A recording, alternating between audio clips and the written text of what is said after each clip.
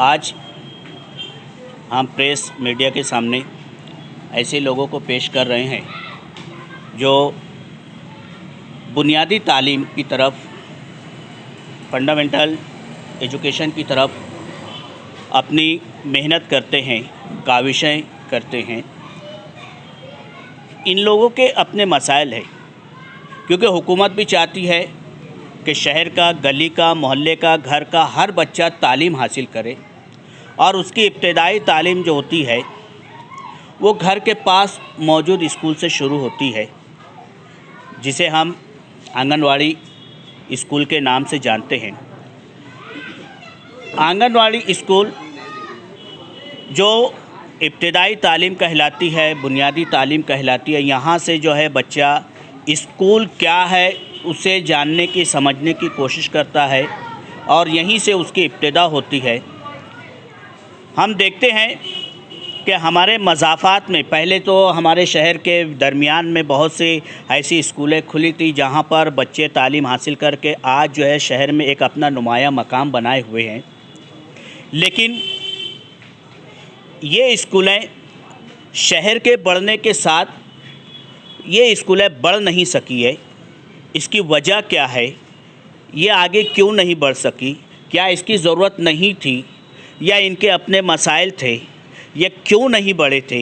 ये सारी बातें जो है हम हमारे साथ मौजूद यहाँ पर आंगनवाड़ी स्कूल के और सेंटर के टीचर्स यहाँ पर मौजूद है और हम चाहेंगे कि जिस तरह से मालेगांव के मज़ाफ़ात में रमज़ानपुरा है, दयाना है, मालदा है, इन इलाकों में जो है अब वो मरकज़ नहीं खुल रहे जिसे आंगनवाड़ी नाम दिया गया था।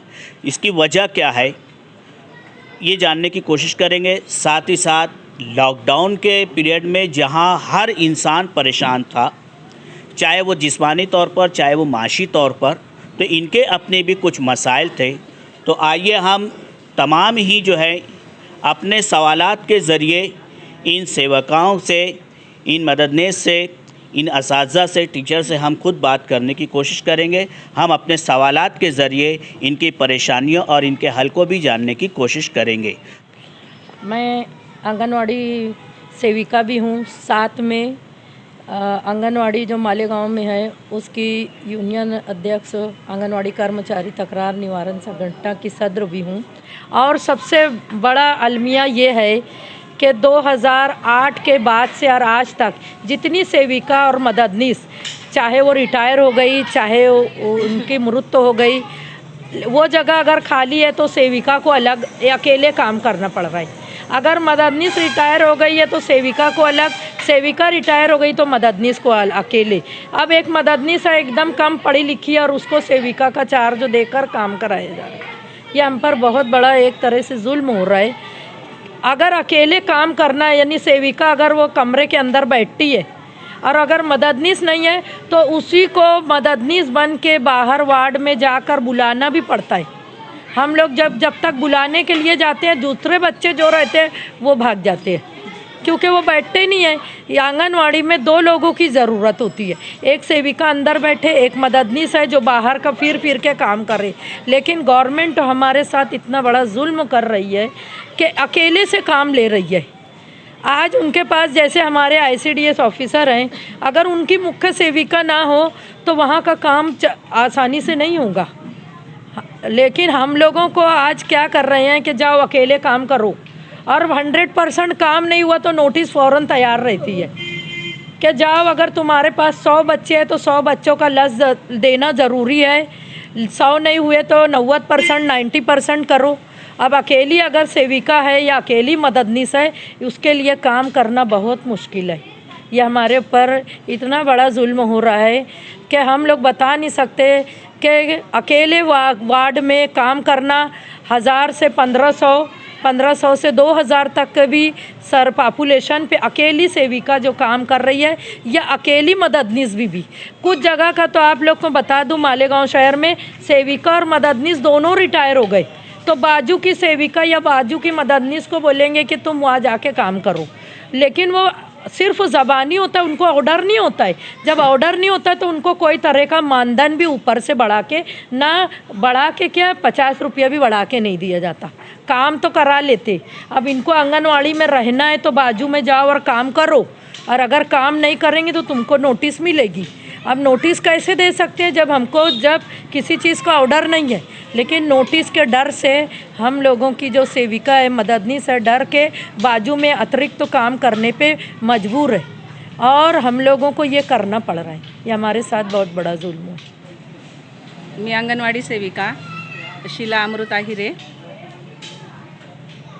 मी सांगू इच्छिते की मी 1987 पासून अंगणवाडीत काम करत आहे, परंतु आम्ही ज्यावेळेस अंगणवाडीत कामाला लागलो त्यावेळेला आम्हाला अंगणवाडी काय ही माहीत नव्हती।